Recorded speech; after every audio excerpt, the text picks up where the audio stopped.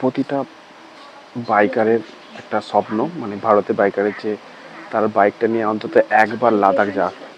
তো সেই স্বপ্নটাই পূরণ হতে চলেছে মোটামুটি।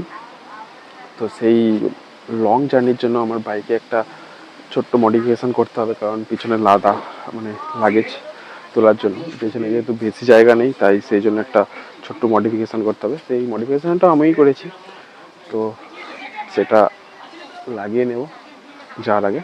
তো সেটাই বলবো, যারা আমরা বাইক চালাই, মানে বাইক তো সবাই চালায়, কিন্তু যারা বাইক নিয়ে ঘুরতে চায় তাদের জীবনে অন্তত একবার ইচ্ছা থাকে যে বাইক নিয়ে অন্তত তার বাইকটা একবার অন্তত লাদাখ ছুঁয়ে আসুক। বেশিরভাগ লোক বুলেট নিয়েই যায় বা অ্যাডভেঞ্চার বাইক নিয়ে। আমার কাছে যেটা আছে আমি সেটা নিয়ে যাব। তো wish me luck for my journey. তো এটা হলো সেই এক্সটেনশনটা যেটা এই গাড়ির মধ্যে লাগাবো, এবং লাগালে এই পিছন দিকে একটু লাগালে তাহলে এর জায়গাটা বেড়ে যাবে, তাহলে আমার লাগেজটা রাখতে সুবিধা হবে আর কি। এবার তো এটা ফিট করা যাক।